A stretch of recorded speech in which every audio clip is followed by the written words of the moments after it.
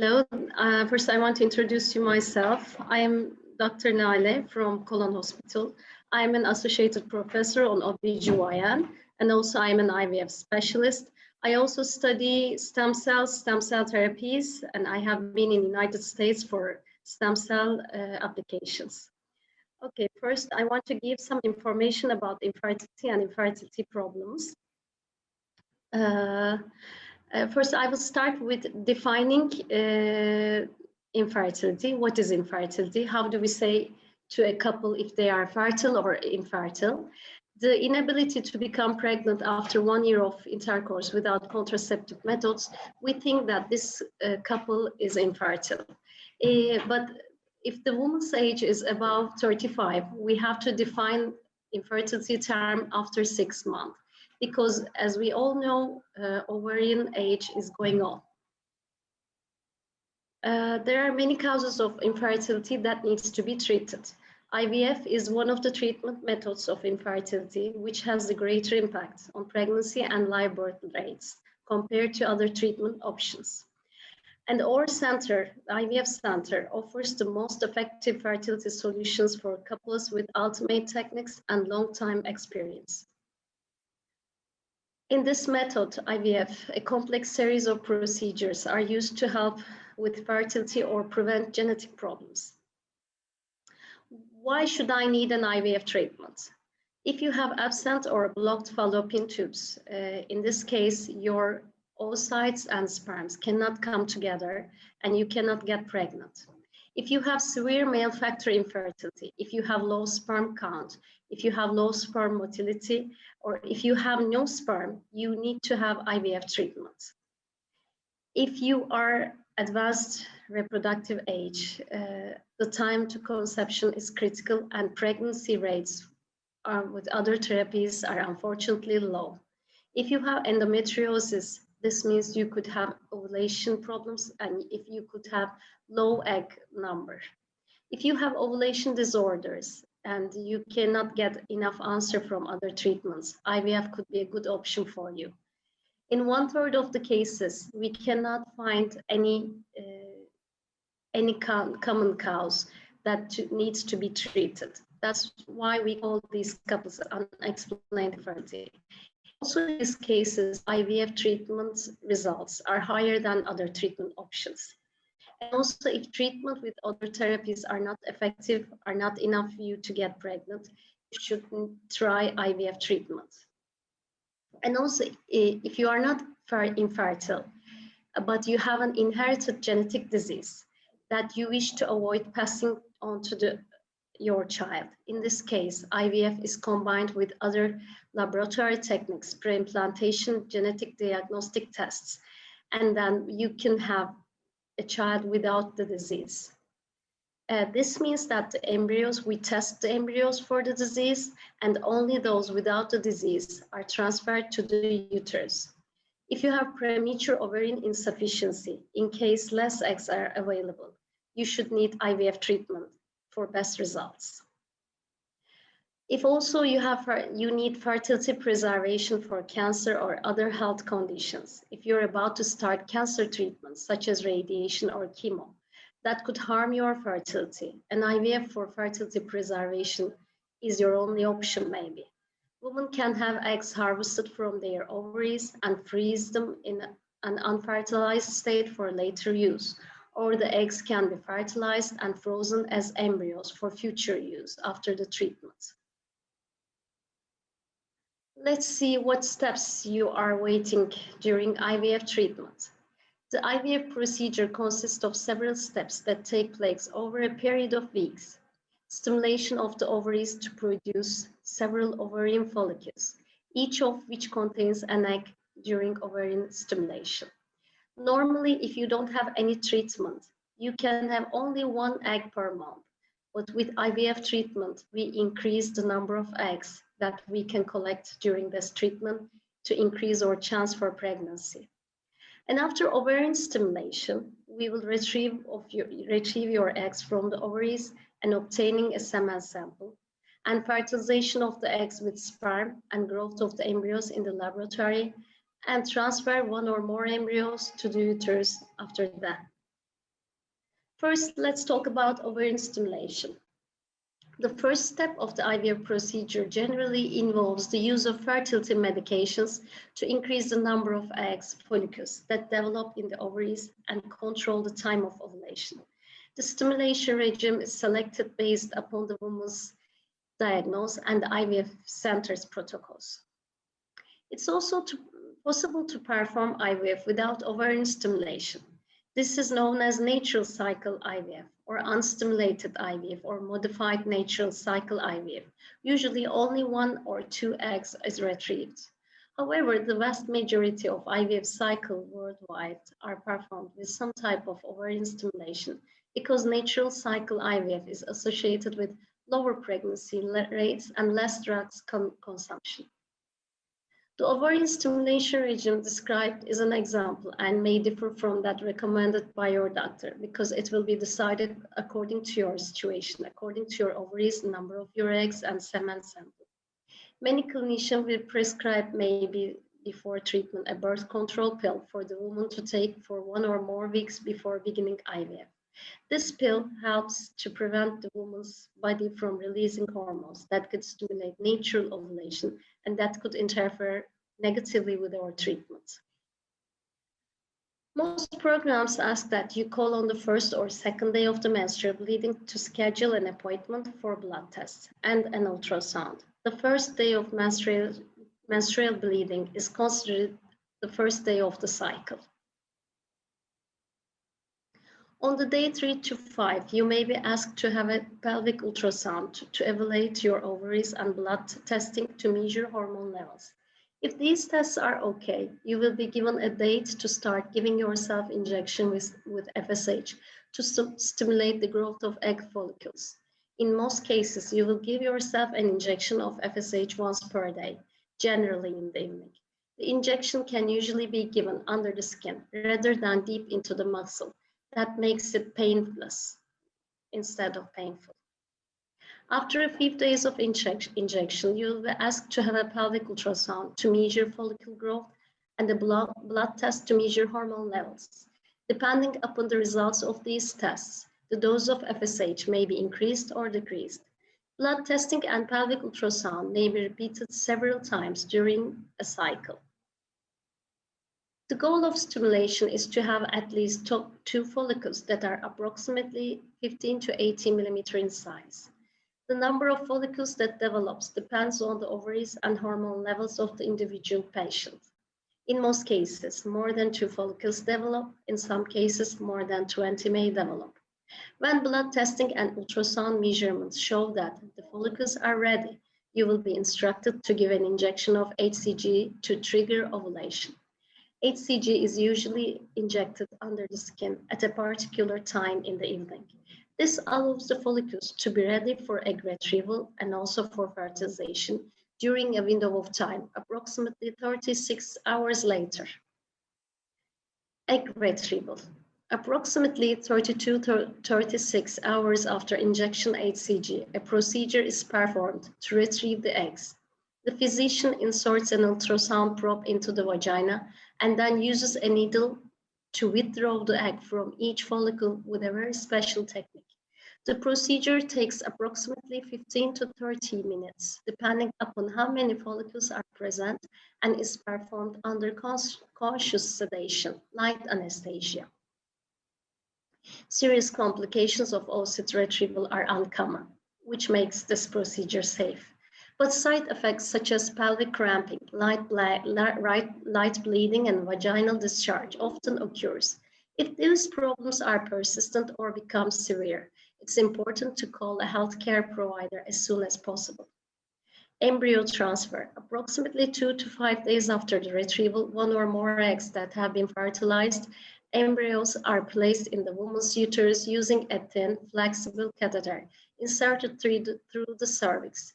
Most commonly, embryo transfer is performed on day 3 or day 5 after egg retrieval. The soft plastic catheter is inserted as gently as possible to minimize uterine cramping. Anesthesia is not usually needed for this procedure. Following the transfer procedure, the woman is generally encouraged to rest at home for several hours. Progesterone medication could be prescribed to improve the chances that embryo will implant and attach inside the uterus. This medication is started either on the day of retrieval or the day of the transfer. There are several ways to administer progesterone, with the most common being a vaginal gel or suppository, or an injection given into a muscle. What do we do in lab? Fertilization. We perform in vitro fertilization. After the retrieval procedure, the eggs are combined with sperm in a laboratory, so they will fertilize. There are some techniques that we use for optimizing the fertilization. One of them is classical in vitro fertilization method and intracytoplasmic sperm injection, or IMSI. Conventional technique, in vitro fertilization method, the mature egg is placed in a laboratory dish with some of the sperm sample, and they are left for 16 to 18 hours within the incubator, and then monitored under a microscope to see if fertilization has taken place. ICSI method, intracytoplasmic sperm injection. In this method, once the eggs are removed, each egg is placed under the microscope and a single sperm selected, which is supposed to be the best looking sperm, is micro-injected by the embryologist into the mature egg. Currently, this is the preferred technique as it maximizes the chances of fertilization. The eggs are left within the incubator, and 16 to 18 hours after the micro-injection, the eggs are monitored to see if fertilization has taken place. What do we do if there is no sperm? The term azoospermia means there is no sperm for fertilization. For such cases, we use TESE or micro-TESE procedure. What is TESE procedure? TESE is a surgical procedure carried out by a urologist or andrologist.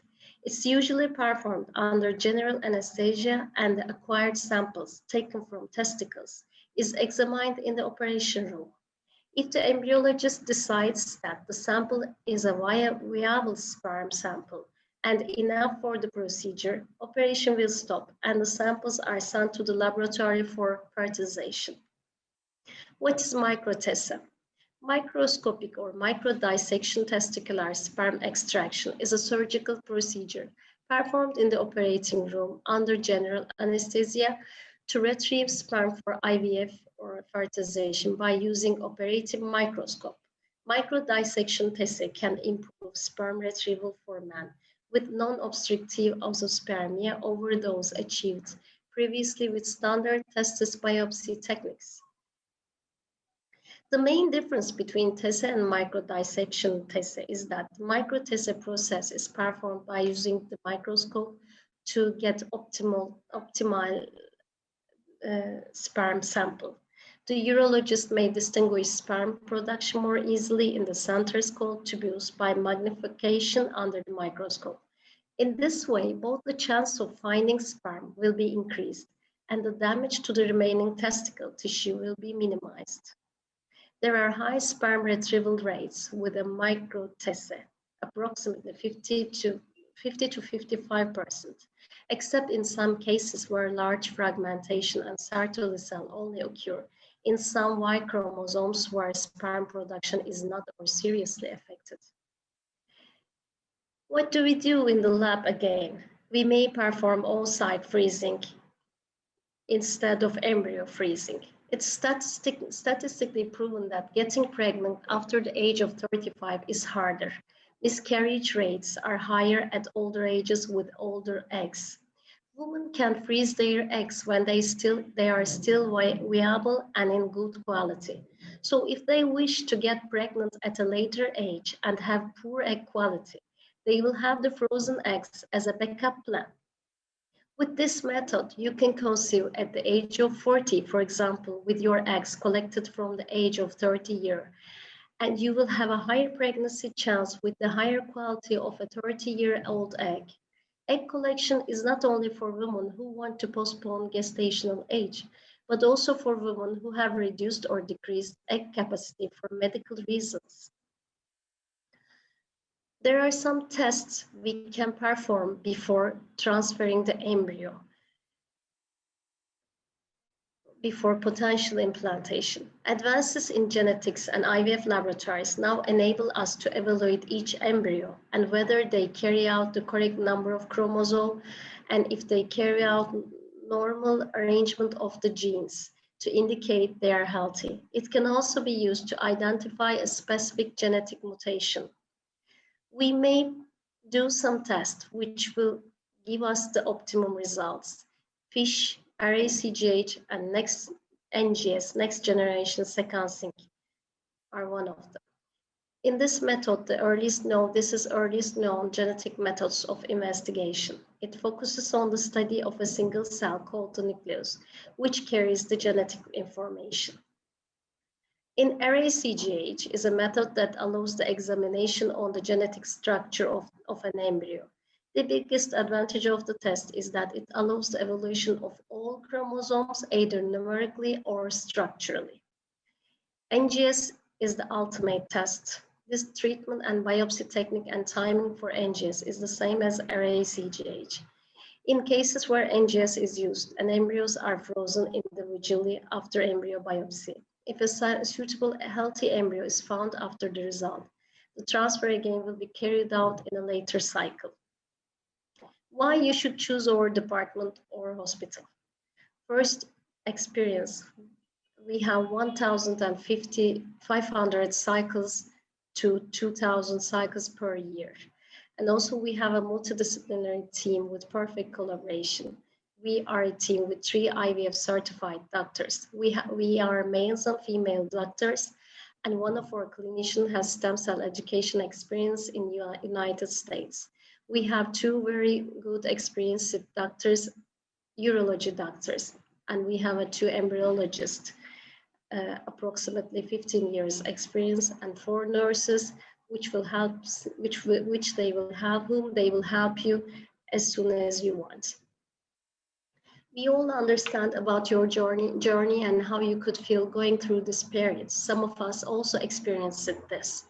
We will be here from the very first moment through your treatment period.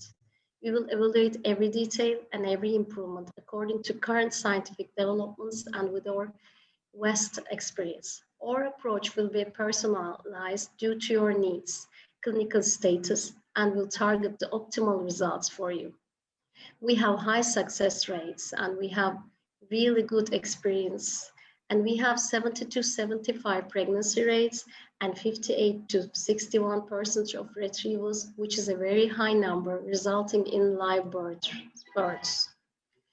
Embryo development is critical to the fertility success to those who have experienced a miscarriage, failed IVF attempts, age-related issues.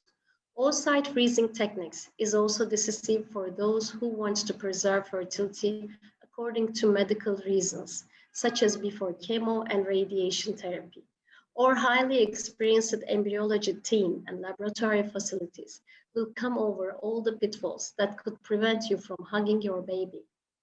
Advanced genetic tests will improve pregnancy rates by helping us to choose the best embryo for you. Our highly experienced embryology team and laboratory facilities will come over all the pitfalls. Our surgical experience, our team members all are highly skilled for surgical procedures. Laparoscopy and hysteroscopies are all available options to improve our success. Fibroids, uterine anomalies, polyps, or endometriosis will not be an obstacle anymore. Facilities in our operation room are all worldwide quality. These advantages will make you closer to your baby with us.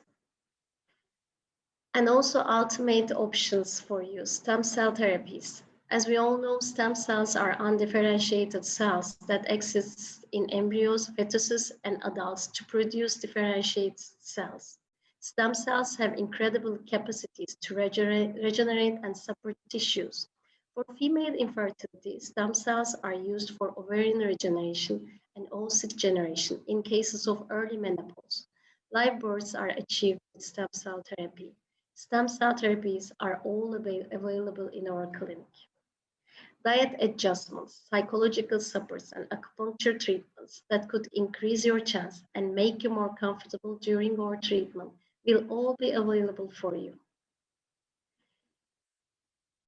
And also, I want to add one more thing. Please do not hesitate to contact with us in any question, any concerns, or anything that's important for you. Please do not hesitate. Just text us. Thank you so much for your patience.